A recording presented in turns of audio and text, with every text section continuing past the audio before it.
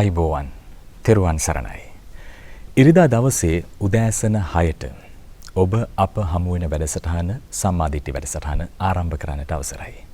ලොව කොතනක සිටියද දහම් මගට පිළිපන් මිනිසුන් ඉන්නා ලොවක අප ජීවත් වෙනවයි කියන බලාපොරොත්තු ඇතිව තමයි ඉරිදා දවසේ ඉරිදා උදෑසන 6ට සම්මාදිට්ඨි වැඩසටහන ජාතික නාලිකාව ජාතික රූපවාහිනිය හැටියට ඔබට තිලින කරන්නට යෙදෙන්නේම. විශේෂයෙන්ම ධර්මයට ආශක්ත පිරිවර දාමයක් වර්තමානයේ තුල බිහි කරන්නට අපට පුළුවන්කමක් ලැබුණා. ඇතැම් කෙනෙක් කියනවා බණ රැල්ලක් කියලා. සමහරව කියනවා කැරැල්ලක් කියලා. කොහොම වුණත් හිතේ වෙනසක් ඇති කරගන්නට ජීවිතයේ ආලෝකයක් ලබා ගන්නට පුළුවන්කමක් ලැබෙන්න මූලාරම්භය ලබා දෙන්නට ජාතික නාලිකාව ජාතික රූපවාහිනිය හැටියට අපට සම්මාදිට්ඨි වැඩසටහනට හැකියාව ලැබීම සතුටට කාරණාවක්. කෙසේ හෝ බණ අහන මිනිස්සු බණ පිළිපදින මිනිස්සු ලෝකයට වාසනාවක්. අද දවසත් එවන් වූ දවසක් මේ හෝරාවක කාල සීමාව තුළ ඔබට මට අප සෑම දෙනාට ධර්මයේ තුලින් ලබාගත හැකි බොහෝ දෑ තියෙනවා. එක බණ පදයක් අපේ ජීවිතේ වෙනස් කරાવી. සම්මාදිට්ඨි වැඩසටහනේ පරම පවිත්‍ර චේතනාව එයමයි. මුලින්ම කලින් අප සඳහන් කරන්නම් අපට ඔබට අප සමගින් එක්කාසු වෙන්නට පුළුවන් කමක් ලැබෙන දුරකථන අංක දෙකක් අප සන්තකයේ තියෙනවා. විශේෂයෙන්ම බැතිබර දායකත්වයන් එක්කාසු කරගනිමින් ඔබගේ ඥාත හිත මිත්‍රාදීන් කැටුව මේ මැදිරියට පැමිණ ඔබටත් පුළුවන් මේ දහම් ගඟුල සමගින් එක්කාසු වෙන්නට.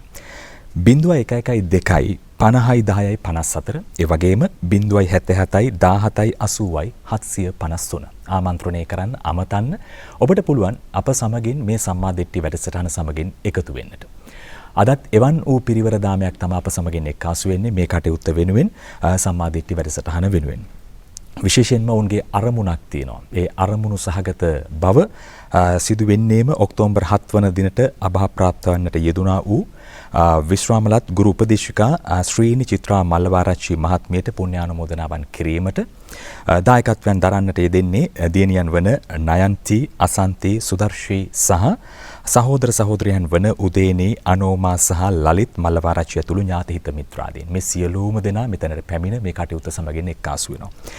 ධර්ම දානමය පුණ්‍ය කර්මය සඳහා දායකත්වයේ සැපයීමෙන් සහ ධර්මයේ ශ්‍රවණයෙන් ජනිත වන්නා වූ අප්‍රමාණ පුණ්‍ය ශක්තිය ශ්‍රීනි චිත්‍රා මල්ලවාරච්චි මහත්මියගේ භව ගමන සුගතිගාමී වන්නට ඒ වගේම කල්යාණ මිත්‍ර ආශ්‍රය ලැබී සසර ගමනේදී පහසු පිළිවෙලින් නිවන් අවබෝධ කර ගැනීමට උපකාරයක්ම වේවායි කියන පරම පවිත්‍ර චේතනාව පෙරදැරිවයි අද දවසේ මේ කටයුත්ත අප ඉටු කරන්නට යෙදෙන්නේ. එහෙමනම් අද අප ඉතාමත්ම ගෞරව නමස්කාරයෙන් ආරාධනා කරන්නට යෙදුණු ශ්‍රී ලංකා අමුරපුර කල්යාණ වංශ නිකායේ උඩරට සංඝ සභාවේ ප්‍රධාන ලේකකාධිකාරී මාතලේ දිසාවේ ප්‍රධාන සංඝනායක මාතලේ ඔවිලිකන්ද රෑන කෙටුවගල ආරණ්‍ය සේනාසන අනුරාධපුර කටුකැලියාව ධම්මපාරමී ආරණ්‍ය සේනාසනය ඒ වගේම රුවන්වැල්ල ධම්ම දහයාද යන සෙනසුන්හි සේනාසනාධිපති සත්භරම ප්‍රවචන ශාසන චෝතික විචිත්‍ර භානි ගෞරවනීය අලව්වේ අනෝම දස්සි මහා අපේ හාමුදුරන් වහන්සේ ඔබ වහන්සේ විතාමත්ම ගෞරව නමස්කාරයෙන් පිළිගනු ලබනවා අපේ මැදිරියට. දැන් අප සූදානම් මේ උතුම් වූ සත්කාරණාව ආරම්භ කරන්නට. අප මුලින්ම කලින්ම බුදුන්ට මලින් පුදන්නට සූදානම්. ඒ සඳහා අවස්ථාලාභය ලබා ගමු. සාදු නදදී ඒ කටයුත්ත සමගින් එක්කාසු වෙමු. සාදු සාදු සාදු.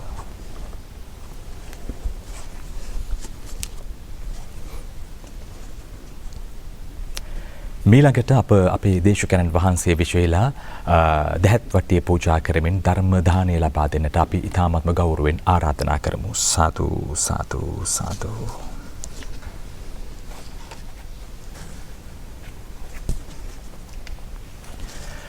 අවසර අපේ හාමුදුරනේ මෙතෙන් පටන් අප වෙනුවෙන් අනුකම්පාවෙන් දහම් දෙසන්නට මේ හොඳම වේලාව. අප සාදු නදදී උන්වහන්සේට ආරාධනා කරමු. සාදු සාදු සාදු.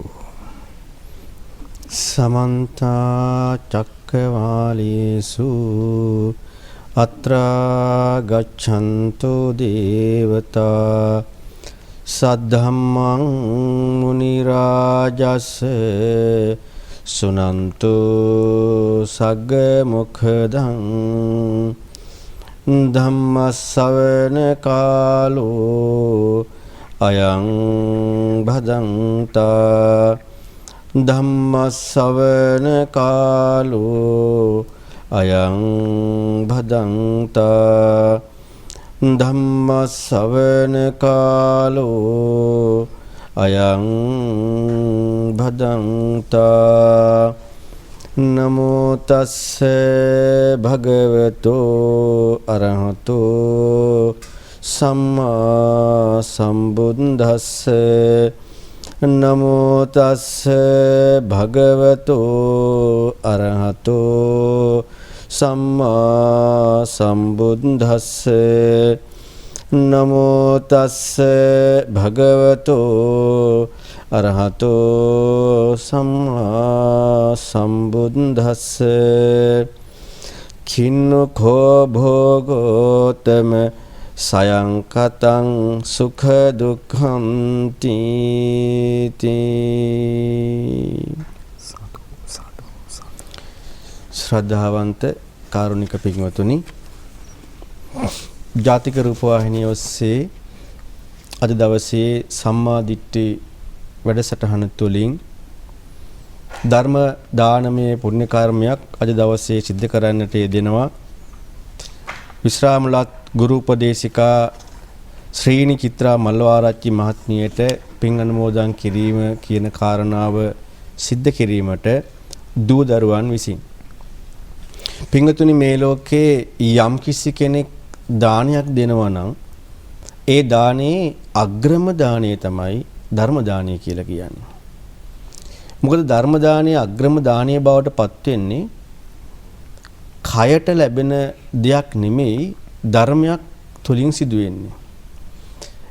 මේ ලෝකේ ගොඩාක් අය හිතන්නේ කෙනෙකුට කය පෝෂණය වෙන්න යමක් ලැබෙනවා නම් ඒක තමයි වටින්නේ කියලා. මොකද මේ ලෝකේ කාම ලෝකේ හැදිලා තියෙන්නෙම කය පෝෂණය කරන්නේ. කයටම යම්කිසි සැප සම්පතක් දෙන්නමයි.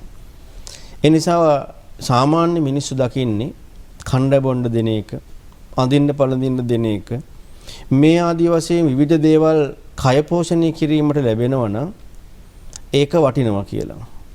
නමුත් ඔබට එකක් හිතලා කල්පනා කරලා බලන්න, යම් කිසි කෙනෙකුට මානසික පීඩනයක් ඇති වුණොත්, මනසට දුකක් අසහනයක් ඇති වුණොත්, බාහිර භෞතික දෙයකින්, බාහිර ලැබෙන වස්තුවකින් ඒ බාහිරින් දේ උපකාර කරගෙන හැකියාවක් ලැබෙන්නේ නැහැ අර දුක අසහනය කියන එක නැති කරලා දාන්න.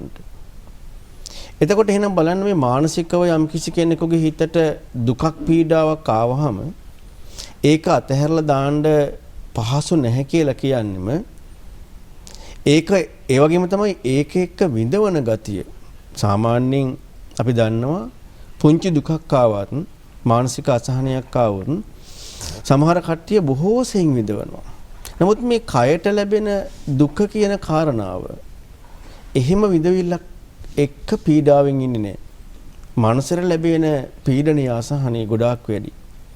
එහෙනම් යම් කිසි කෙනෙකුට මේ මනසට ලැබෙන පීඩනීය අසහනය දුරු කරගන්න, එය ප්‍රහාණය කරගන්නට දානයක් හැටියට යම් දෙයක්, යම් උපදේශයක්, හිතන්න ඕන විදිහක් කෙනෙකුට කියලා දෙන්න පුළුවන්කමක් ලැබෙනවා නම්, හිත සනසන විදිහේ කටයුත්තක් කරන්න පුළුවන්කමක් ලැබෙනවා නම්, අර කයට දෙන උපකාරයට වඩා මේ මනසට, හිතට යම් කිසි කෙනෙක් උපකාර කරනවා නම් ඒක ගොඩාක් අග්‍රයි.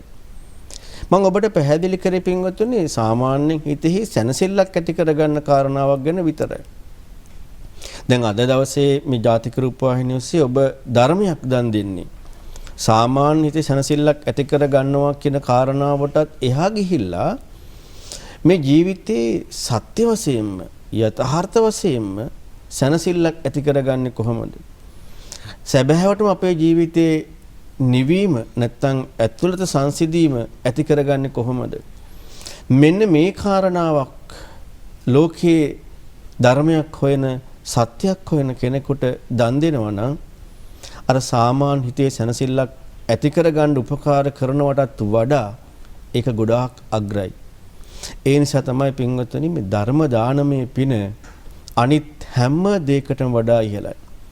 එතකොට එහෙනම් එවැනි වටිනා දෙයක් තමයි අද දවසේදී ඔබ තමන්ගේ මෑණියන් සිහිපත් කරන්නට මේ සිද්ධ කරන්නට දෙන්නේ ජාතික රූපවාහිනියේ සම්මා දිට්ඨි වැඩසටහන ඔස්සේ. ඉතින් පින්වත්නි, අපි මේ ලෝකේ ජීවත් වෙනකොට හැම දෙනාම ඔබ අප සියලු දෙනාම ඒ වගේම තිරිසන් සතුන් පවා හැම කෙනෙක්ම මේ ලෝකේ හොයන දෙයක් තමයි සැපය. දුක පිළිකුල් කරන එක. ඕනම කෙනෙක් කැමති සතුටින් ඉන්න, සැපින් ඉන්න. සැපය හොයනවා, දුක පිළිකුල් කරනවා. සුඛකාමානි බුහතානි. මේක තමයි සත්වයන්ගේ ලක්ෂණය. දැන් මේ සැපය හොයන්න, දුක පිළිකුල් කරන්න මේ ලෝකේ තිරිසනුන් විතරක් නෙමෙයි මිනිස්සු පවා විවිධ දේවල් කරනවා. ඒ කියන්නේ රැකී ආරක්ෂා කරන එක පැත්තකින් කරනවා, අධ්‍යාපන කටයුතු කරගන්න එක තව පැත්තකින් කරනවා, ඊළඟට ව්‍යාපාර කටයුතු කරන එක කරනවා, තව විනෝදාංශ කරනවා, විවිධ දේවල් කරනවා. මොකක් සඳහාද? දුක පිළිකුල් කරලා, දුක ප්‍රතික්ෂේප කරලා සැප ලබන්න, සැප හොයන්න. හැබැයි මෙවැනි ගමනක්, මෙවැනි ජීවිත චර්යාවක් මේ ලෝකයේ මිනිස්සු තුල තියෙද්දී බොහෝ අය මේ දේ ළඟා කරගන්න, ඒ කියන්නේ සැප ලබා ගන්න දුක පිළිකුල් කරන්න තමන්ගේ ජීවිතේ වැරදි දේවල් කරනවා. එයාගේ ජීවිතේ වැරදි විදියට කයින් ක්‍රියා කරනවා, වැරදි විදියට වචන කතා කරනවා, වැරදි විදියට මනසින් හිතනවා. හැබැයි යා හොයන්නේ සැපයමයි, දුක පිළිකුල් කරන එකමයි. මේ සැපය හොයන දුක පිළිකුල් කරන ගතිය මේ ලෝක සත්‍යයන්ගේ තියෙද්දි දෙආකාරයකට මේ ලෝක සත්‍යෝ මේ සැපය හොයන දුක පිළිකුල් කරන කාරණාව සිද්ධ කරනවා. බහුතරයක් හැටියට ගත්තොත් මේ ලෝකයේ මිනිස්සු කරන කාරණාව තමයි අනිත් අයට මොන දේ වුණත් කමක් නැහැ. තව කෙනෙකුට ප්‍රශ්නයක් වුණාට කමක් නැහැ. ඒ වගේම මම කරන කාරණාව වැරදි දෙයක් වුණාට කමක් නැහැ. මට සැප ලැබෙනවා නම්. මම කරන කාරණාව වැරදි දෙයක් වුණාට කමක් නැහැ. අනිත් අයට මොන වුණත් කමක් නැහැ. මගේ දුක අයින් වෙනවා නම්. මෙන්න මේ විදිහට තමයි මේ සාමාන්‍ය මිනිසයා සැප හොයන්නේ, දුක පිළිකුල් කරන්නේ. ඒ සඳහා මොකද කරන්නේ? අනිත් අය රවට්ටනවා, වංචා කරනවා, අනිත් අය මුලා කරනවා. ඒ වගේම අනිත් අයට හොරකම්, තමන්ගේ ධනය නැත්නම් වස්තුව හොරකමින් වර්ධනය කරගන්නවා. අනිත් සත්තුන්ට නැත්නම් මිනිස්යන්ට හිංසා කරනවා. මේ විදිහට අනිත් අයට ඕන දෙයක් වුණාට කමන්නේ, තමන්ට වැරදි වැඩක් වුණාට කමන්නේ. හැබැයි තමන්ට සැප ලැබෙනවා නම්, තමන්ගේ දුක අයින් වෙනවා නම් මෙන්න මේ දේ කරන්න එයා ඊට අදාළව හිතින් හිතනවා. ඊට අදාළව කයින් ක්‍රියා කරනවා. ඊට අදාළව වචන කතා කරනවා. දැන් හොඳට බලන්න, කල්පනා කරලා මේ සමාජයේ ගත්තහම බහුතරයක් බොරු කියනවා, බහුතරයක් වංචා කරනවා, තව කෙනෙක් රවට්ටනවා. මොකද එයාලගේ දැක්මක් නැහැ ඒක නරකයි කියලා. බොරු කියන එක, රවට්ටන එක, වංචා කරන එක, හොරකම් කරන එක, වැරදි විදිහට කටයුතු කරන එක, ඒක වැරදි වැඩක් කියන දැක්මක් එයාලගේ නැහැ. ඒ දැක්ම නැතුව එයාලා කොහොම හරි කමක් නැහැ මට සැප ලැබෙනවා නම්, කොහොම හරි කමක් නැහැ මගේ දුක අයින් වෙනවා නම් කියන මෙන්න මේ කාරණාව ඔස්සේ එයාලා කටයුත්ත කරනවා. හැබැයි එයාලට සැපක් ලැබෙනවා නැත්තේ නේ. තරහ අවසර අපේ හැමෝටම සාමාන්‍යයෙන් ඔය ඡන්දේ කාලෙට එහෙම නේද? සෑහෙන්ට බොරු කියනවා, සැප ලබා ගන්නවා ඒ පාර්ශවයන්. එහෙමත් තියෙනවනේ. අපි කියන්නේ අපිට පරිබාහිරව දකින්න තියෙන කාරණාවන්. ඒක තමයි හැම වෙලේම ගත්තොත් තියෙන්නේ අන්න ඒ විදිහට හැම තැනම තියෙන සැපක් හොයන්න බොරුව වංචාව එක්ක දුක පිළිකුල් කරන ගතියමයි තියෙන්නේ. එතකොට මේකත් එක්ක මොකද වෙන්නේ? එයාලා සතුටක් ලබනවා නැත්තේ නැහැ. මේ සතුට හැබැයි මිලිච්චයි. ඒ සතුට තුළ සැබෑවටම තෘප්තිකර සතුටක් නෙමෙයි තියෙන්නේ. එයාලගේ ඇතුලෙන් දන්නවා මේ ලබන සැපය, මේ දුක අයින් වෙච්ච කාරණාව සැබෑම දෙයක් නෙමෙයි කියලා. ඒක නිසා මොකද වෙන්නේ? එයාලට අර නිර්ාමිෂව නැත්තම් ඇතුළත සංසිඳීමෙන් ලබන සැපයක් එයාලගේ ජීවිතයට ලබන්න හැකියාවක් ලැබෙන්නේ නැහැ.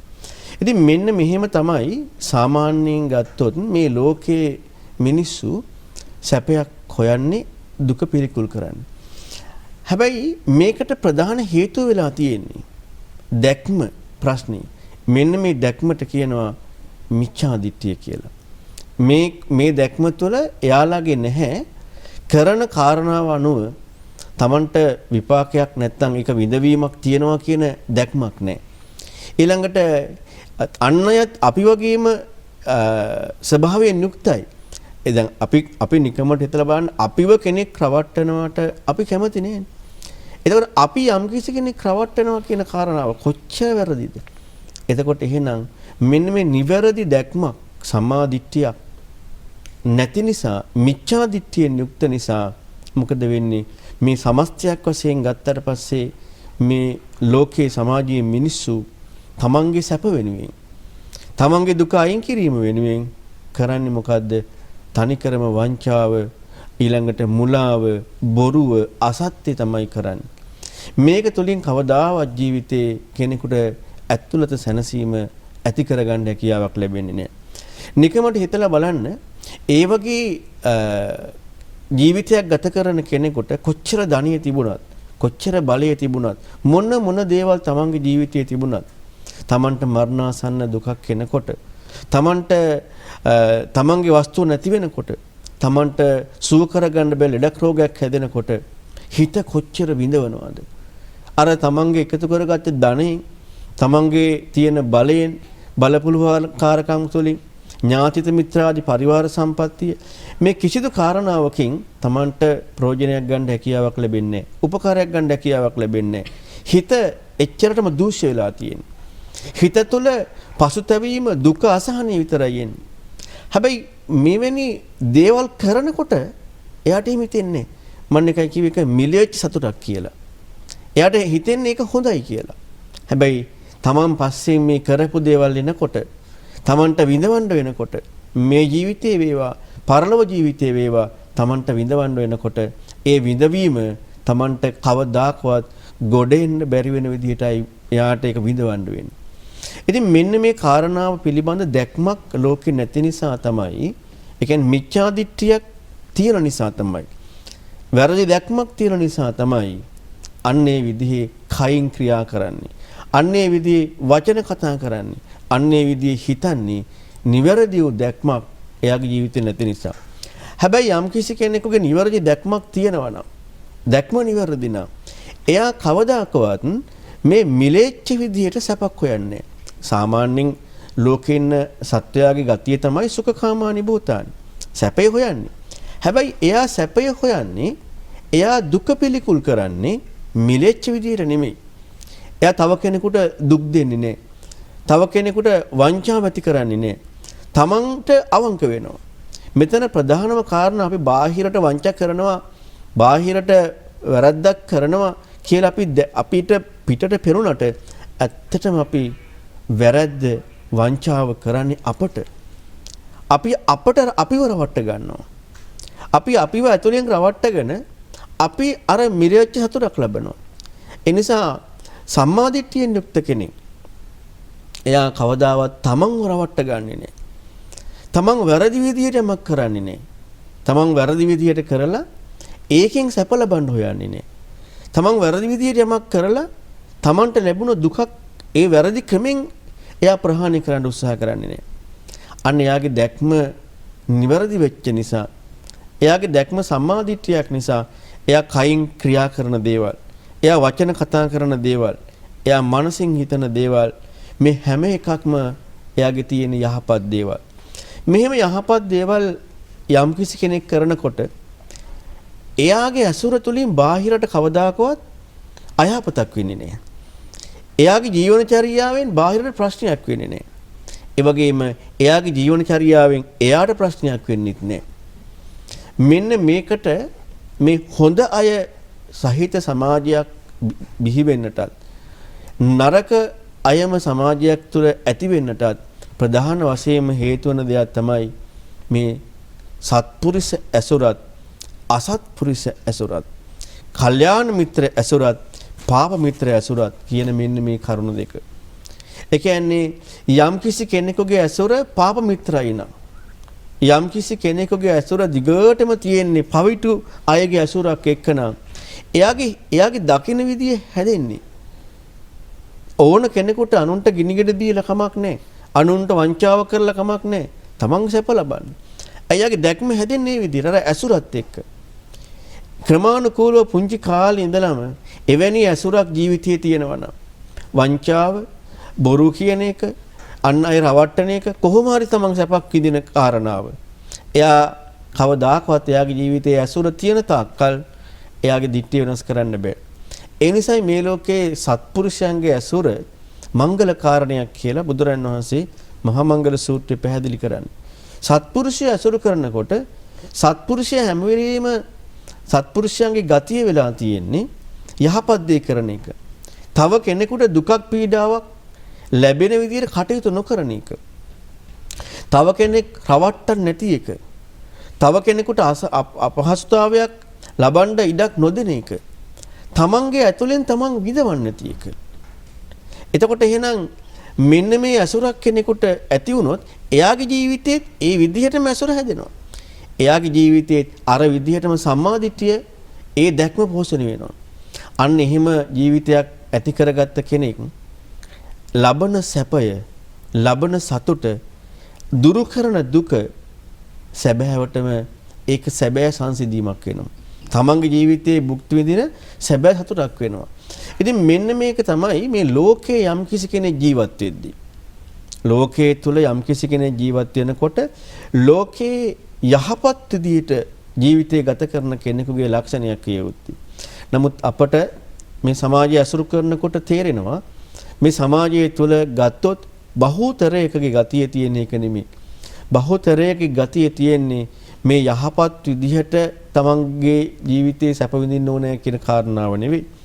කොහොම හරි තමන්ට සැපක් විඳින්න ඕනේ කියන කාරණාව.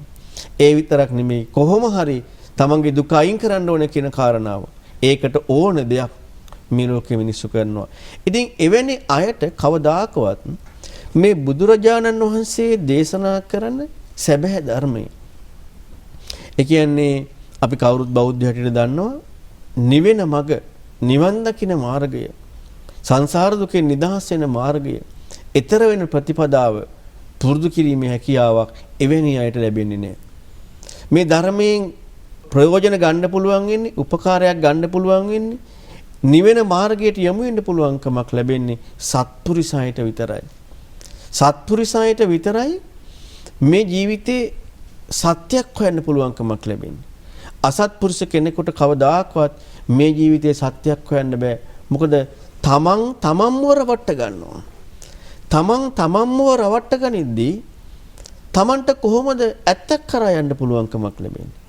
තමන්ට කොහොමද සත්‍යයක් කරා යන්න පුළුවන්කමක් ලැබෙන්නේ? සත්‍යයක් කරා යන්න බෑ. එතකොට හොඳට තේරුම් ගන්න බුදුරයන් වහන්සේගේ ධර්මයක් ඉගෙන ගන්නට කලින් බුදුරයන් වහන්සේගේ ධර්මය තුලින් ආරෂ්ඨාංගික මාර්ගය, අනිත්‍ය දුක්ඛ අනාත්ම දර්ශනය මේ දේවල් අපේ ජීවිතයේ තුල අවබෝධ කරගන්නට නම් අපි තුල මූලිකව තිබිය යුතුයි මෙන්න මේ සත්පුරුෂ භාවය ඇති කරගන්න එක.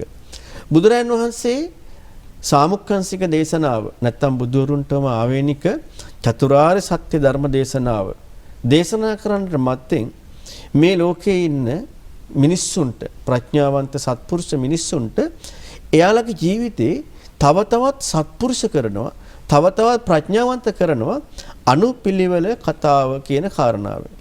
ඒ තමයි දාන කතා, සීල කතා, සග්ග කතා, කාමානං ආදීනවා, නෙක්ඛම්මං ආනිසංසං, ඕකාරං සංකිලේසං, නෛෂ්ක්‍රමී නික්මීමේ ආනිසංස, කෙලෙස් වල තියෙන මේ විපාක මෙන්න මේවා ගැන කතා කරලා අර ධර්මයේ චතුරාර්ය සත්‍ය දර්ශනය පෙන්වන්න කලින් හිත කර්මන්නේ මෘදු විනීවරණ කරනවා. ඒ කියන්නේ අර සත්පුරුෂ කෙනෙකුට, සත්‍යවාදී කෙනෙකුට මේ ජීවිතය තුළ අර දහමට යොමු වෙන්න පුළුවන් වෙන විදිහේ හිතක් හදනවා. දැන් ඔබ දැකලා ඇති ওই සමහර වැලි මිශ්‍ර නැති මැටි තුලින් ඕනෑම උපකරණයක් හදන්න පුළුවන්. ඒ මැටි නිෂ්පාදනය. හැබැයි වැලි මිශ්‍ර වෙලා තිබුණොත් කැඩිලා යනවා.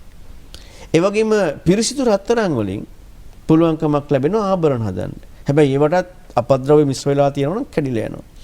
මෙන්න මේ වගේ තමයි අපිරිසිදු හිතකට, ඒ කියන්නේ අසත්පුරුෂ හිතකට විවිධ දේවල් ඔස්සේ තමන්වම රවට්වගෙන තමන්ම වින්දනයක් විදින හිතක් තියෙන කෙනෙකුට මේ බුදුරයන් වහන්සේ දේශනා කරන ගම්භීර ඒ තියුණු ප්‍රඥාවෙන් දැකිය යුතු දහම කවදාවත් දකින්න හැකියාවක් ලැබෙන්නේ නැහැ.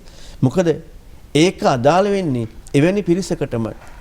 ඔබ අහලා ඇති බුදුරජාන් වහන්සේ සම්බුද්ධත්වයට පත් වෙලා බුදුරජාන් වහන්සේ මේ ලෝකයා දෙසට ධර්ම දේශනා කරන්න බෑ කියලා හිතෙහි හැඟීමක් ඇති වුණා. සිතවිල්ලක් ඇති වුණා. ඒතර බලන්න බුදුරජාණන් වහන්සේ නමකට මේ ලෝකෙට ධර්ම දේශනා කරන්න බෑ කියලා හිතෙන්නේ ඇයි? දැන් අනිත් කෙනෙකුට සාධාරණයිනේ.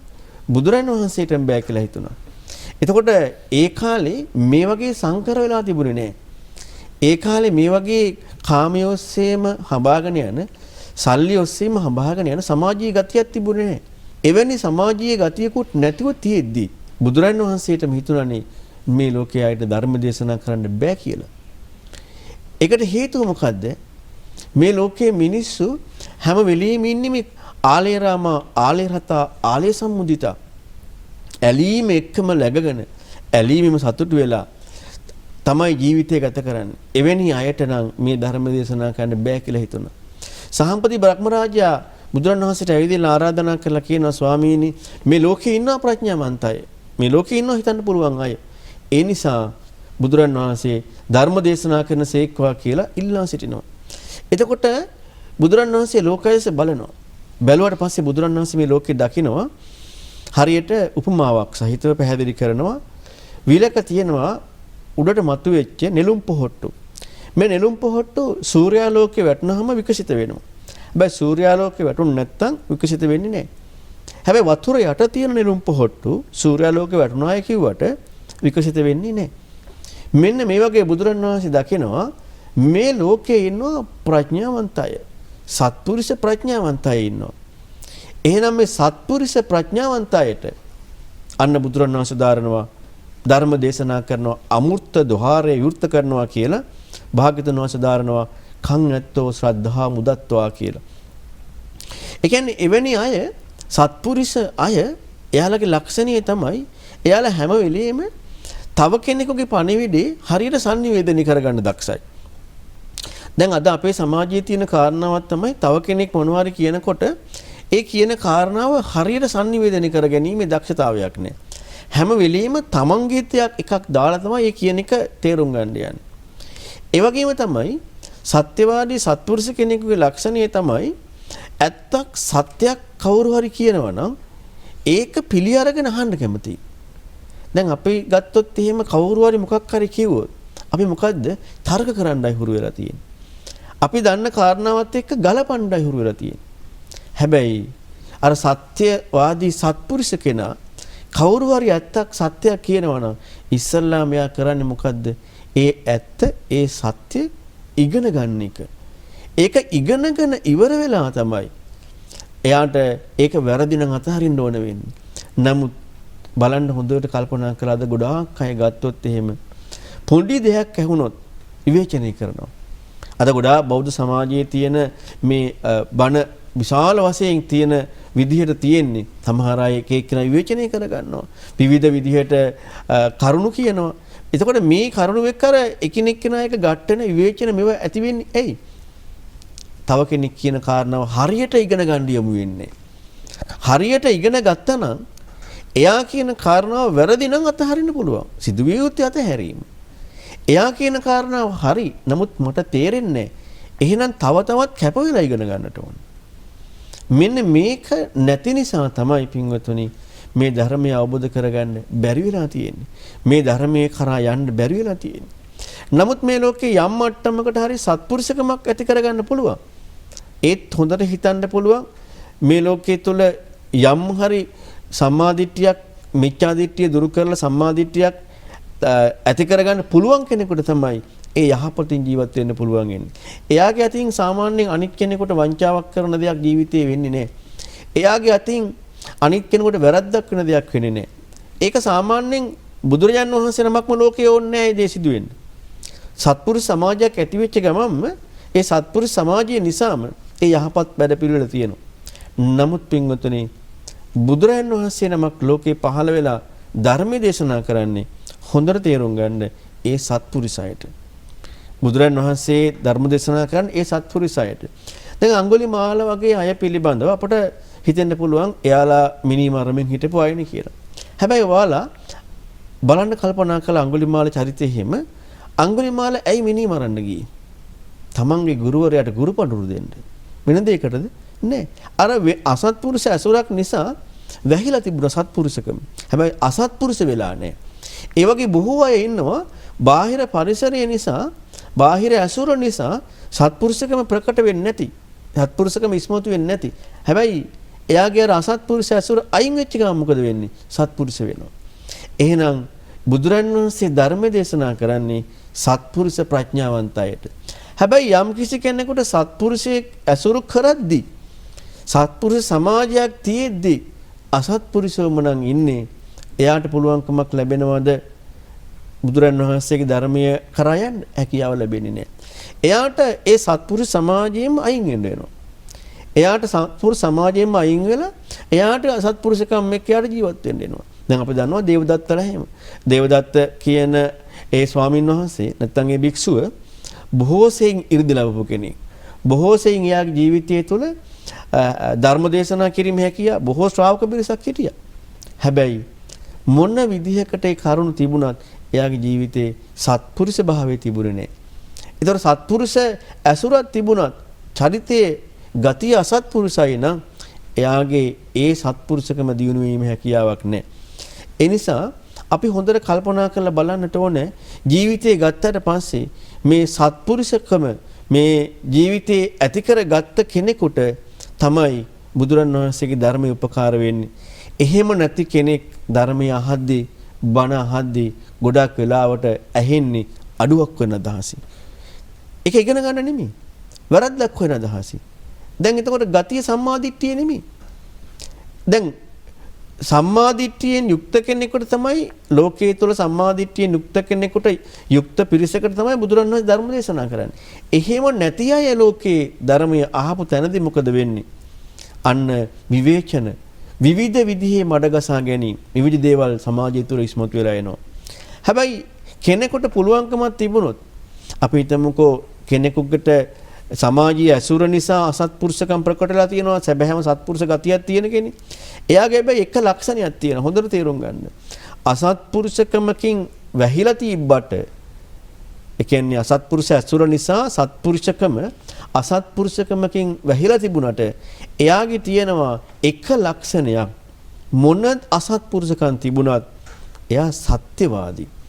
ඒ කියන්නේ අර අපි සාමාන්‍යයෙන් කියන්නේ මේ සමාජයේ ඔය සමහර වැරදි කරන අයට මෙයා මොන වැරද්ද කරත් එයා හරිම හොඳයි කියලා කියනවා. එයා මොන වැරද්ද කරත් එයාගේ තියෙනවා ඇත්ත කියන ගතිය. එතකොට මේ මොන වැරද්දක් කරත් මේ ධර්මයක් අවබෝධ කරගන්න පුළුවන් වෙන්නේ. තව කෙනෙකුගේ ඇසුරෙන් ඒ අසත්පුරුෂකම දුරු කරගන්න පුළුවන් වෙන්නේ එයාගේ ජීවිතයේ අර වංචනික භාවය, බොරු කියන ගතිය, මෙන්න මේ ගතිය එයා පෝෂණය කරන්නේ නැහැ. මොකද එයාගේ ඇතුලෙන් වැඩ කරනවා මොන වැරදි කරත් සත්තු ප්‍රාණඝාතය කරාට හොරකම් කරාට වෙන මොනවා කරත් එයාගේ ඇතුලෙන් වැඩ කරනවා මේ බොරුව කියන කාරණා. කියන්නේ දැන් මම ඔබට මුලින් කිව්වේ අපි අපිව රවට්ට ගන්නවා කියලා කියන්නේ එතනින්ම අපේ වංචනික බවක්නේ. මෙන්න බොරුවට එන්න ඉඩක් දෙන්නේ නැහැ. එතකොට බොරුවට එන්න ඉඩක් නොදෙන කෙනෙකුට බාහිර සමාජයේ ඇසුරෙන් මොන වැරද්දක් කළත් එයාට ඒ වැරද්ද දුරු කරන්න පුළුවන් සත්පුරුෂ ඇසුරක් ඇති වුණාම. එතකොට එහෙනම් මෙන්න මේ කොට්ටාස දෙකට විතරයි බුදුරන් වහන්සේගේ ධර්මය උපකාර ලබන්න පුළුවන් ඉන්නේ. ධර්මයේ ප්‍රයෝජන ලබන්න පුළුවන් ඉන්නේ. ඒකක් තමයි සත්පුරුෂ සත්‍යවාදී හිතන්න පුළුවන් අයට. අනිත් අය තමයි මොනවා හරි බාහිර අසුරකින් අසත්පුරුෂ වෙලා හිටියට එයාලගේ ජීවිතයේ ප්‍රධාන ලක්ෂණයක් තියෙනවා ඇත්ත කියන ගතිය. අන්න එවැනි අයට බුදුරන් වහන්සේගේ ධර්මයෙන් ප්‍රයෝජන ලබන්න පුළුවන්. එතකොට මෙන්න මෙහෙම ජීවිතය ගත කරන අය සත්‍යවාදී අය කල්පනා කරනවා අපේ ජීවිතය තුළ විවිධ විදිහට අපි සැප හොයනවා. දුක අපේ ජීවිතෙන් අයින් වෙනවා. හැබැයි මේ සැප හොයන කාරණාව, සැප අපි භුක්ති විඳින කාරණාව මේකේ අවසානයක් මොකද්ද? මේ දුක ලැබෙන කාරණාවේ අවසානයක් මොකද්ද? නැත්නම් මේක අපිට මේ කරුණ අපි මේ එක දිගටම අපි පවත්වාගෙන යන එකක්ද? කොහොමද අපට මෙන්න මේ විදිහට සැප දුක කියන කාරණාවක් ජීවිතයේ ඉස්මතු වෙන්නේ? ඇයි අපි මේ සැප විඳීමෙන් තෘප්තිමත් වෙන්නේ? ඇයි අපි මේ දුක් විඳීමෙන් අපේ ජීවිතේ අපි පිළිකුල් කරන්නේ. අපි ඒක අයින් කරන්න හදන්නේ. මොකක්ද මේ සැප දුක ලබන ජීවිතය ඇත්ත? දැන් මීට පැය කීපයකට කලින් අපි සැපක් වින්දා. දැන් ඒ සැප නැහැ. එතකොට අපි මේ සැපම හොයන කාරණාවේ, සැපම භුක්ති විඳින කාරණාවේ අර්ථය මොකද්ද? දුක අයින් කරන කාරණාවේ අර්ථය මොකද්ද? මෙන්න මේ කරුණු සාමාන්‍ය සත්‍යවාදී සමාජයේ මිනිස්සු හොයන්න පටන් ගන්නවා. සාමාන්‍ය සත්පුරුෂ මිනිස්සු හොයන්න පටන් ගන්නවා. දැන් ඔබ නිකමට කල්පනා කරලා බලන්න ඔබේ ජීවිතේ ඔබ උපන් දා සිට මේ දක්වාම සැපක් හොයාගෙන සැපක් භුක්ති විඳින්මින් ඉන්න ඇති. දැන් මේ ලැබුණු සැප වලට මොකද වුනේ? දැන් ඒක භුක්ති විඳින තැනදී අපට වින්දනයක් තිබ්බා. නැති වුණාට පස්සේ දැන් ඒක නැහැ. අලුත් සැපක් හොයනවා. දුකක් ආවහම දුකෙන් අපේ විඳවීමක් තියෙනවා. ඒ දුක නැති වුණාම ආයෙ සතුට වෙනවා.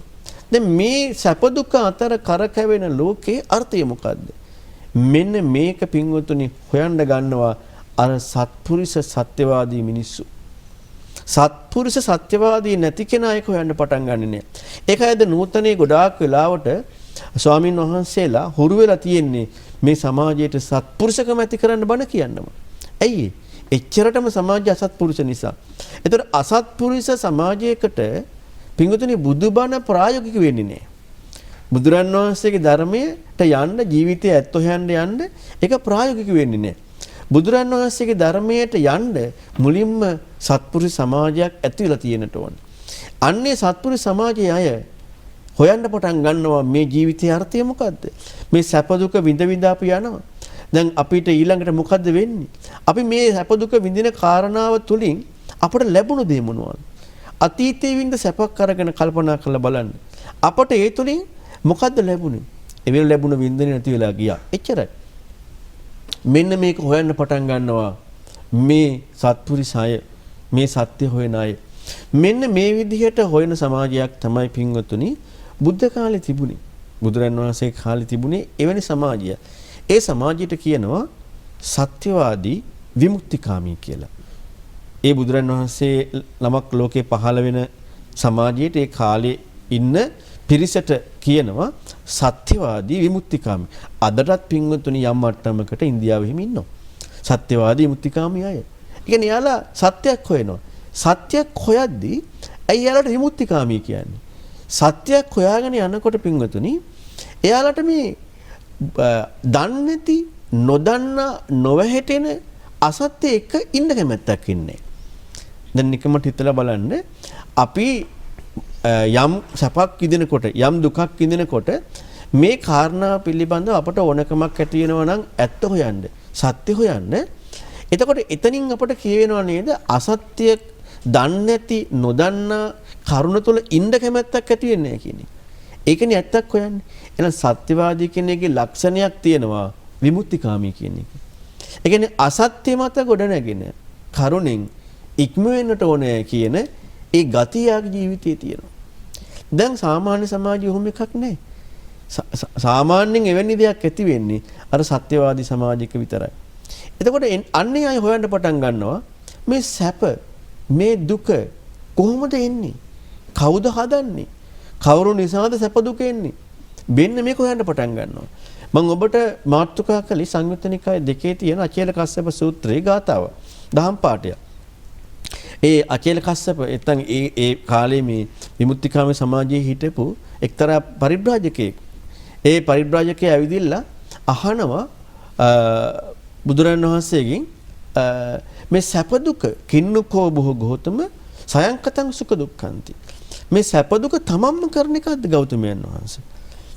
දැන් අපි අපේ සමාජයේ අපි දන්නවනේ අපිම යම් කිසි විදිහකට යම් කටයුත්තක් කරොත් අපටම සැප විඳින්න පුළුවන්. අපි හිතන ක්‍රමෙන් තමයි අපට දුක ලැබෙන්නේ. ඒක මේ ලෝකේ සාමාන්‍ය ජීවත් වෙන මිනිස්සුන්ට ඒක සාධාරණයි. ඒ කියන්නේ උපරිම ඇත්තක් හොයන කෙනෙකුට ඊට එහා ජීවිතයමක් හොයනවා. දැන් අපි හිතන ක්‍රමයේ අනුව අපට පුළුවන් සැප උත්පාදනය කරගන්න. අපි හිතන මම මේ කතා කරන්නේ සත්පුරුෂ මිනිස්සුන්ට. අසත්පුරුෂ සමාජයේ වංචනික සමාජයේ බොරුවෙන් යුක්ත සමාජයේ වැරද්දෙන් යුක්ත සමාජයේ අයට කොච්චර කතා කළත් එයාලා හැම වෙලෙම හොයන්නේ අඩුපාඩුවක් වැරද්දක්. ඒතකොට එහෙම නැතුව සත්‍යයක් හොයන නැත්තම් සත්පුරුෂකමක් හොයන යහපත් දෙයක් හොයන අන්නේ සමාජයක ඉන්න පිරිසකට ඒ සමාජයක ඉන්න මිනිස්යන්ට එයාලයි ගතියක් තියෙනවා. මොකද්ද? මෙන්න මේ සැප දුක කියන කාරණාව කිසිදු වැරද්දකින් තොරව නිවැරදි දැක්මකින් යුක්තව ඇති කරගන්න විදිය. එතකොට එයාලා හිතන ක්‍රමෙන් සැප උත්පාදනය කරන්න පුළුවන්. ඔබ දැකලා ඇති සමහර පුංචි ළමයි ඉන්නවා මම මේ උදාහරණයක් කියන්නේ වැස්සේ තෙමි තෙමි සතුටු වෙනවා. සමහර පුංචි ඔබාලා ඉන්නවා මොනවා හරි මඩ තල තල සතුටු වෙනවා. දැන් බලන්න අපිට සාමාන්‍යයෙන් ওই කාරණා හැමෝටම සතුට විඳින්න පුළුවන් දෙයක් නෙමෙයි. ඒතකොට සතුට කියන කාරණාව තමන් හිතන ක්‍රමයට එක්ක තියෙන. දුක කියන කාරණාවත් අපිට බාහිරින් කොච්චර පීඩාවක් අපි ඒක අල්ලගෙන හිතන විදිහත් එක්ක අපිට දුක එනවා. මම පුංචි උපමාවක් කියන්න. අපි හිතමු ඔන්න කොහොඹ ඇටයක් පැල කරන්න දානවා. එතකොට කොහොඹ ඇටේ පැල කරන්න දැම්මහම කොහොඹ ඇටේ මේ පොළවේ තියෙන මිදි පැලයක් මිදි ගහක් වැඩෙන්න ඕන මේ අවශ්‍ය පෝෂක පදාර්ථ අරගෙන වැටෙනවද? ඒ මිදි පැලයක් මිදියට ඒක පෝෂණය වෙනවද? නැහැ. කොහොඹ ඇටයක් පොළවට වැටුනොත් ඒ කොහොඹ ඇටේට අවශ්‍ය වෙන විදිහට තමයි පෝෂණය ගන්න. එතකොට ඒ පෝෂණය අපි හිතමු මිදි වගාවක් තුල මිදි වැල් ගොඩක් අතර මිදි වගාවක් තුල කොහොඹ ඇටේ දැම්මත් ඒ කොහොඹ ඇටේට අවශ්‍ය පෝෂණය අරගෙනයි වැඩෙන්නේ. ඒකට හේතුව ඇයි? අර අපේ ජීවිතේ අපි දුකක් ලැබෙන විදිහට හිතන්න පටන් ගත්තොත් අපි පෝෂණය වෙන්නේ දුක ලැබෙන විදිහටමයි. අපේ ජීවිතේ අපි සතුට ලැබෙන්න ඕන විදිහට හිතන්න පටන් ගත්තොත් අපේ පෝෂණය වෙන්නේ සතුට ලැබෙන විදිහටමයි. එහෙනම් හොඳට බලන්න අපි මේ හිතන ක්‍රමයක අපට පුළුවන් අපේ ජීවිතේ සතුට සහ දුක කියන දේ වෙන් කරගන්න. ඒක එයාගේ ජීවිතේ එයා දකින විදිහත් එක්ක එයාට ඇති වෙන දෙයක්. හැබැයි පින්වතුනි ඊට වඩා එහා දෙයක් මම ඔබට කියලා දෙන්න දන්නේ බුදුරණවහන්සේගේ ධර්මයේ. දැන් මේ ඔබට මම පැහැදිලි කරේ මේ ලෝකේ සාමාන්‍යයෙන් සතුටින් ජීවත් වෙන කෙනෙකුට ජීවිතය ගත කළ යුතු විදිය, ගත කරන විදිය. හැබැයි ජීවිතයේ ඇත්ත හොයන කෙනෙක් ඊට එහා දෙයක් හොයනවා. එයා හොයන්න පටන් ගන්නවා කොහොමද මේ සැප එන්නේ? කොහොමද මේ දුක එන්නේ? අර පරිබ්‍රාජකයා ඇවිදilla බුදුරණවහන්සේගෙන් මේ මහන්නේ ස්වාමීනි මේ සැප දුක තමන්ද කරන්නේ අහනවා. බුදුරණවහන්සේ නෑ කියන්නේ. ඔහොම කියන්න එපා කියනවා. ඔය විදිහට කියන්න එපා කියනවා. ඊළඟට අහනවා සැප දුක අනුන්ද කරන්නේ? නෑ, ඔහොම කියන්න එපා කියනවා. මාහේවන් ඔහොම කියන්න එපා කියනවා. ඊළඟට සැප දුක එහෙනම් තමනුත් නෙමෙයි නම් අනුනුත් නෙමෙයි නම් ඉබේ වෙන එකක්ද? ඔහේ මොකක් කර වෙන එකක්ද? නෑ නෑ, එහෙම කියන්නත් එපා කියනවා. දැන් එතකොට දැන් මේ නෑ කියලා කිව්වෙත් නෑ, ඔව් කියලා කිව්වෙත් නෑ. දැන් අපි සාමාන්‍යයෙන් මම ඔබට දැන් මුලින් පැහැදිලි කරේ අපි හිතන ක්‍රමෙන් අපට සැපක් උත්පාදනය වෙනවා. එතකොට දැන් අපි කරන එකක් කියලා නේද අපට යන්නේ. දැන් අපි තුමු කවුරු හරි බාහිර කෙනෙක් අපට මොනවා හරි කටයුත්තක් කරනකොට එයා නිසා මට සැප ඉපදිනවා. එතන අනුන් කරා කියන කතාව වෙන්නේ නේද යන්නේ. නැත්තම් අපි හිතන ඕන කවුරු හරි මැවුම් මාදියකින් කරා කියලා. නැත්තම් අපි හිතන මොනවා හරි කර්ම විපාක දැන් තිත්තායතන සූත්‍රයේ තියෙනවා මේ කර්ම විපාකෙන් කියලා පුබ්බකත හේතු. පූර්ව හේතුවෙන් සබ්බං සුඛ දුක්ඛ මේවා ලැබෙන්නේ කියලා කියනකොට මේ බ්‍රහ්මචර්යාවක් නේ. එතකොට දැන් මේ විදිහට හිතන්නේ පින්වතුනි ටිකක් ගැඹුරින් ජීවිතය ගැන හොයන අය. ගැඹුරින් ජීවිතය ගැන හොයනකොට එයා හොයන්න පටන් ගන්නවා මෙතන මේ සැප දුක කියන කාරණාව කොහොමද වෙන්නේ? සාමාන්‍ය ලෝකයාට තේරෙන්නේ තමන් නිසා සිදු වෙනවා. නැත්නම් අනුන් නිසා සිදු වෙනවා. නැත්නම් ඔහේ සිදු වෙලා යනවා. මේක ඔහේ සිදු වෙන එක අපිට මේ සබහා ධර්මයෙන් ලැබිච්ච දෙයක් කියලා මේ විදිහට හිතන අයත් තියෙනවා. හැබැයි හොඳට තේරුම් ගන්න ලෝකේ සත්පුරුෂ මට්ටමින් හිතුවොත් මේ ලෝකේ සත්පුරුෂ මට්ටමින් සැප දුක කියන කාරණාව අපි හිතන විදිහත් එක්කයි ඇති වෙන්නේ. මේක බුදුරණවහන්සේ පෙන්වා දීලා තියෙන සූත්‍ර ගණනාවකම අටරස මනෝපවිචාර. ඒ කියන්නේ මේ ලෝකේ මිනිස්සෙක් කියලා කියන්නේ 18 විදිහක හිත හැසිරෙනවා. ඒ කියන්නේ චක්කුණා රූපං දිස්සෝ සෝමනසට්ඨානං රූපං උපවිචරති. ඇහෙන් රූප දැකලා සොම්නස ඇති වෙන ආකාරයට හිත හැසිරෙනවා. ඒ කියන්නේ අපේ හිත හැසිරෙන විදිහට චක්කුණා රූපං දිස්සෝ දොමනසට්ඨානං රූපං උපවිචරති. ඇහෙන් රූපයක් දැකලා දොම්නස ඇති වෙන ආකාරයට හිත හැසිරෙනවා.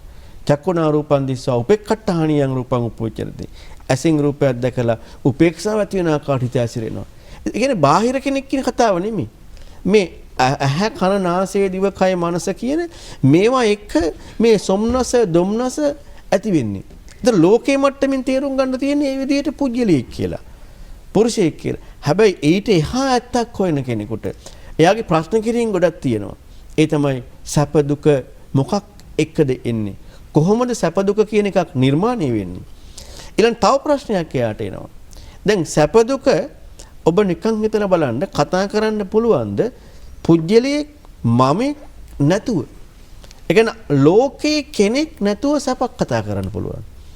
සබහා ධර්මීය ලක්ෂණයක් හැටියට. ලෝකේ කෙනෙක් නැතුව දුකක් කතා කරන්න පුළුවන්ද? සබහා ධර්මීය ලක්ෂණයක් හැටියට. ලෝකේ කෙනෙක් නැතුව උපේක්ෂාවක් කතා කරන්න පුළුවන්ද? සබහා ධර්මීය ලක්ෂණයක් හැටියට. එහෙම කතා කරන්න බෑ. සැපක් කියන කාරණාවක් කතා කරන්න පුළුවන් වෙන්නේ කෙනෙක් එක්ක. සැප විඳින්නේ කවුද? මම විඳින්නේ. අරයා විඳින්නේ. දුක් විඳින්නේ කවුද? මම විඳින්නේ. අරයා විඳින්නේ. උපේක්ෂාව විඳින්නේ කවුද? මම විඳින්නේ. අරයා විඳින්නේ. එතකොට එහෙනම් පින්වතුනි හොඳට මතක තියාගන්න මේ සැප හෝ දුක හෝ අදුක්කම සුඛ කියන කාරණාව කවදාකවත් මේ ලෝකේ කතා කරන්න බෑ කෙනෙක් නැතුව. දැන් එහෙනම් මේ ජීවිතයේ ඇත්ත හොයන කෙනෙකුට ප්‍රශ්න ගොඩක් තියෙනවා. සැප දුක කියන කාරණාව කවුද හදන්නේ? කොහොමද වෙන්නේ? මොකද දැන් හොඳට හිතලා බලන්න ඔබගේ ජීවිතය ගැන හිතලා බලන්න. ඔබේ ජීවිතේ සැපයි දුකයි උපේක්ෂාව නැත්නම් අදුක්කම සුඛයි. මේ තුන නැතිව ඔබේ ජීවිතේ තියනවද ඔබ අත්විඳින වෙන මොනවා හරි? ඒ කියන්නේ තමන් බව දැන් අපි හැමෝටම තියෙනවනේ ජීවිතේ ස්වාධීන බවක්.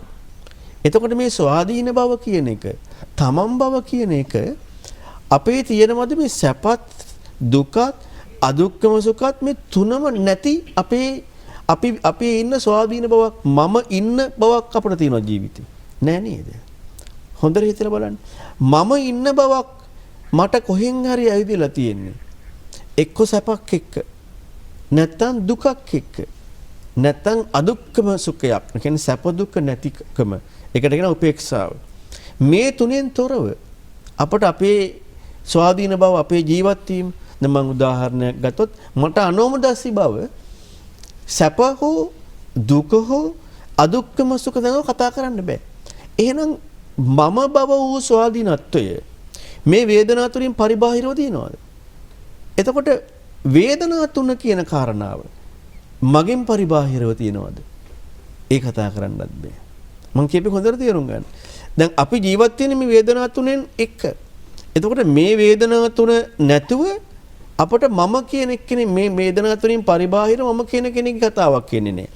මම කියන කියන්නේ පුජ්‍යලයේ කියන කතාවකින් තොරව මේ වේදනා තුන කතාවක් නෑ. අපි හමුදුනේ තරහවසරේ කියන්නේ ගහට පොත්ත වගේ ওই කාරණා තුන අපට බද්ධ වෙලා තියෙනවා. වෙන් කරන්න බෑ. ඒ කියන්නේ මේ කවදාකවත් මේක වෙන් වෙලා කතා කරන්න පුළුවන් එකක් නෙමෙයි. ඒ කියන්නේ සැප දුක අදුක්කම සුඛ කියන විඳවීමත් කෙනෙක් කියන කාරණාවක් කියන මේ දෙක කවදාකවත් වෙන් කරන්න බෑ. අන්න දැන් ජීවිතයේ ඇත්ත හොයන කෙනෙක් හොයන්න පටන් ගන්නවා එහෙනම් දැන් එයාගේ දැන් ප්‍රශ්නයක් තියෙනවා. එහෙනම් කවුද මේ සැප දුක හදන්නේ? සැප දුක එන්නේ කොහොමද? දැන් මොකද මම කියන එක වෙන්ව නෙමෙයි යාට සැප දුකත් එක්ක තියෙන්නේ. එහෙනම් කොහොමද එන්නේ සැප දුක? ඊළඟට තව ප්‍රශ්නයක් එනවා. මේ නූතන සමාජය තුළ විශේෂයෙන්ම බටහිරත් හැම පැත්තම දර්ශනවාදී අයගේ තුළ තියෙනවා who am I? මම කවුද? දැන් අපට මම කියන කෙනෙක් පිළිබඳව ප්‍රශ්නිකුත් එනවා. අපිට දැන් මේ සැප දුක්ඛ කියන කාරණාව එක නැත්නම් අපේ නම්ගොත් විවහාර එක මෙන්න මේ වගේ එක අපිට මේ මම කියලා කතාවක් තියෙනව හැරෙන්න මේ මම කියන කාරණාවක අපිට ඇත්තක් නැහැ. හොඳට හිතලා බලන්න. මෙන්න මේකටයි මම කියලා කියන්නේ කියලා ඇත්තක් නැහැ. එහෙනම් ජීවිතය අර සත්පුරුෂ සත්‍යවාදී කෙනෙකුට මෙන්න මේ ප්‍රශ්න තියෙනවා ජීවිතේ. දැන් අද අපේ සමාජයේ ප්‍රශ්න තියෙන වෙන දේවල්නේ. කන්නේ කොහොමද, අදින්නේ කොහොමද, ආර්ථිකය කොහොමද, වාහනයක් ගන්න කොහොමද, ගයක් හදාගන්නේ කොහොමද? විවිධ දේවල් අපේ ජීවිතයේ තියෙන. මෙහිම නැතුව මෙන්න මේ සත්‍යවාදී ප්‍රශ්න ජීවිතයේ තියෙන්නේ. ඇත්ත හොයන ගතිය තියෙන්නේ. මෙහිම ජීවිතයේ ඇත්ත හොයන ගතිය ඇති කෙනෙකුට තමයි පින්වතුනි පුළුවන්කමක් ලැබෙන්නේ අර බුදුරන් වහන්සේ පෙන්නන ගැඹුරු ධර්මයට යන්න. නැත්තම් බෑ. මෙහිම ජීවිතයේ ඇත්ත හොයන අය තමයි බුදුරන් වහන්සේ ළඟට එන්නේ. බුදුරන් වහන්සේ ළඟට ඇවිදින්න අන්න බුදුරන් වහන්සේ පෙන්වා දෙනවා මේ මම කියන ගැනීමේ තියෙන විකෘතිය මොකද්ද? මේක විකෘතියක්. මේ විකෘතිය මොකද්ද? මේ සැප දුක අදුක්කම සුඛ කියන කාරණාවේ ඇත්ත මොකක්ද? මෙන්න මේවා කියලා දෙනවා අර එහෙම හොයන අයට. හොයන්නේ නැති අයට නෙමෙයි. එහෙම හොයන අයට මේ ධර්මයේ කියලා දෙනකොට මොකද වෙන්නේ? අන්න යාට පුළුවන්කමක් ලැබෙනවා මේ අනිත්‍ය දුක අනාත්ම කියන යථාර්ථය දකින්න. අන්න යථාර්ථය දකින කෙනාට කියනවා ආරෂ්ඨාංග මාර්ගයෙන් සම්මාදිට්ඨියෙන් ලෝකෝත්තර සම්මාදිට්ඨියෙන් යුක්තයි කියලා. ඒතර ලෝකෝත්තර සම්මාදිට්ඨිය ඇති උනේ ලෝකේ සම්මාදිට්ඨියෙන් යුක්ත කෙනෙකුට. ඒ නිසා තමයි ලෝකෝත්තර ලෞකික කියලා බෙදෙන්නේ. අන්න වෙන කෙනා තමයි සැබෑවටම ලෝකේ බුදු කෙනෙක් පහළ වීමේ අර්ථය ප්‍රායෝගික කරගන්න පුළුවන්කමක් ලැබෙන්නේ. ආරෂ්ඨාංග මාර්ගයේ එයාට නිවීමේ මඟ කරා යන්න පුළුවන්කමක් ලැබෙන්නේ. මම ඔබට මේ අවසානයේ පැහැදිලි කරේ මේ ධර්මයට නැත්නම් බුදුරණවහන්සේගේ ධර්මය අහලා ඒ ධර්මයේ ප්‍රායෝගික කරගන්න අපේ ජීවිතේ කොච්චර සත්පුරුෂ වෙන්නට ඕනද? එහෙම නැත්නම් අපි කොච්චර බණ ඇහුවත් අපේ ජීවිතේ ඒ ගැඹුරු ධහම ජීවිතේ ප්‍රායෝගික කරගන්න හැකියාව ලැබෙන්නේ නැහැ. නිවන් දැකීමේ මාර්ගයට යෑමේ හැකියාව ලැබෙන්නේ නැහැ. ඉතින් ඒ නිසා ඔබ අදිෂ්ඨානයක් ඇති කරගන්න මේ සම්මාදිට්ඨිය වැඩසටහන තුළින් ඉදිරිපත් කරන ඒ ධර්මපරියායන් එක්ක අපේ ජීවිතයේ සත්පුරුෂ සත්‍යවාදීකම වර්ධනය කරගන්නට, වැරදි අඩුපාඩු සම්පූර්ණයෙන් දුරු කරගන්නටත් එවැනි ගතිය ඇති කරගත්ත තැනදී සැබෑ ගැඹුරු අතහකට දහමට යමු වෙන්න ඒ සත්‍යවාදී ජීවිතය අපි තුළ ඇති කරගන්නට. එහෙම ඇති කරගත්තොත් මේ ලැබුණු මිනිසත් බවත් බුදු ශාසනයත් තුළ සැබෑම ප්‍රයෝජනෙ අපට ගන්න පුළුවන්කම ලැබෙනවා. ඉතින් ඒ සඳහා ඔබට මේ උතුම් දේශනාවත් උපකාරයක්ම කරගන්නවා කියලා අදිෂ්ඨානයක් ඇති කරගන්න. ඉතින් අද දවසේදී මේ ජාතික රූපවාහිනිය ඔස්සේ සම්මාදිට්ඨිය වැඩසටහන තුළින් මේ ධර්ම දේශනාව සිදු කරන්නට යෙදෙන්නේ ඔක්තෝබර් මාස 7 වන දින අභාව ප්‍රාප්ත වන්නට යෙදුන විශ්‍රාමලත් ගුරු උපදේශිකා ශ්‍රීනි චිත්‍රා මල්ලවාරච්චි මහත්මියට පින් අනුමෝදන් කිරීමට දායකත්වයෙන් කටයුතු කරනවා දියණියන් වන නයන්ති අසන්ති සුදර්ශි සහ සහෝදර සහෝදරියන් වන උදේනි අනෝමා සහ ලලිත් මල්ලවාරච්චි ඇතුළු ඥාති හිතවතුන් පිරිස විසින් පුණ්‍ය අනුමෝදනා කරනවා. ධර්ම දානමය පුණ්‍ය කර්මය සඳහා දායකත්වයේ සැපයීමෙන් සහ ධර්ම ශ්‍රවණයේ ජනිත වූ අප්‍රමාණ පුණ්‍ය ශක්තිය ශ්‍රීනි චිත්‍රා මල්ලවාරච්චි මහත්මියගේ භව ගමන සුගතිගාමී වී කල්යාණ මිත්‍ර ආශ්‍රය ලැබී සසර ගමනේදී පහසු පිළිවෙලින් නිවනින් අවබෝධ කර ගැනීමට උපකාර වේවා කියලා පුණ්‍යානුමෝදනා කරන්නට දෙනවා. ඉතින් ඒ විදිහටම මේ රැස් කරගත්ත සියලු පුණ්‍ය ධර්මයන් එතුමියට ඒ උපකාරය ලැබේවා කියලා පුණ්‍යානුමෝදනා කරනවා. ඒ වගේම දායකත්වයේ දැක්වූ දියණියන් සහෝදර සහෝදරයන් ඇතුළු සෑම දෙනාටමත් උතුම් ධර්ම අවබෝධය කරන්නට මේ සියලු පින් හේතු උපනිශ්‍රයක්ම වේවා කියලා පුණ්‍යානුමෝදනා කරනවා. ඒ වගේම මේ පින්වතුන් නමින් මියගේ සියලු මළගිය ඥාතීන්ටත් ජාතික රූපවාහිනියේ කාර්ය මණ්ඩලය නමින් මියගේ සියලු දෙනාටත් පරලෝක ජීවිත සැපවත් වෙන්න මේ සියලු පින් හේතු උපනිශ්‍රේම වේවා. දායකත්වයේ සැලසූ ඔබ සැමටත් ඒ වගේම ජාතික රූපවාහිනියේ මේ සෑම දිනාටම කාර්ය මණ්ඩල සියලු දෙනාටත් උතුම් ධර්ම අවබෝධයට මේ සියලු පින් හේතු වාසනාම වේවා. ආකාසට්ඨා ච බුම්මට්ඨා දේවා නාග මහිද්దికා පුඤ්ඤන්තං අනුමෝදිත්වා චිරං රක්ඛන්තු ශාසනං.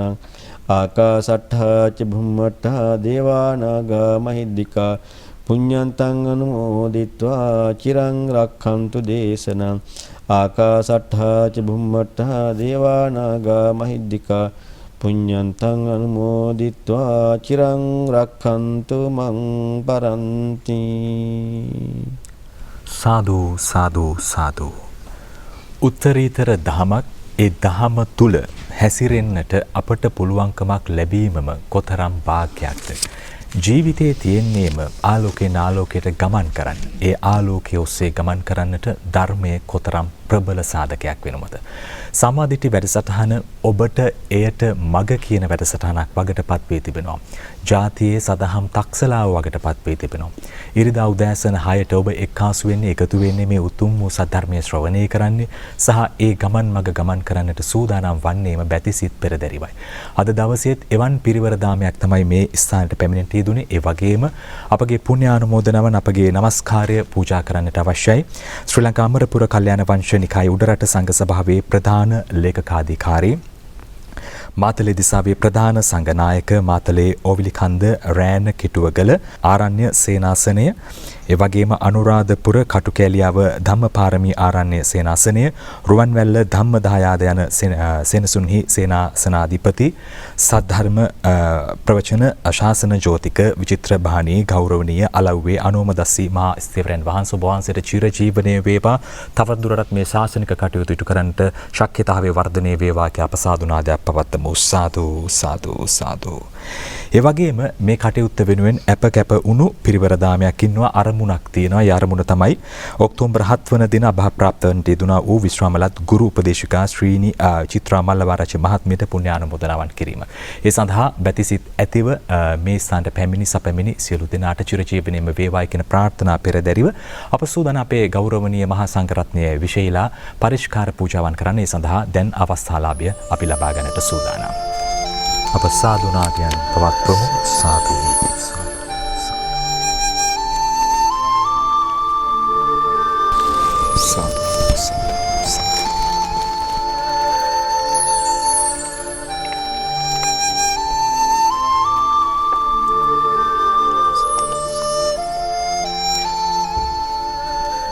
හොඳයි.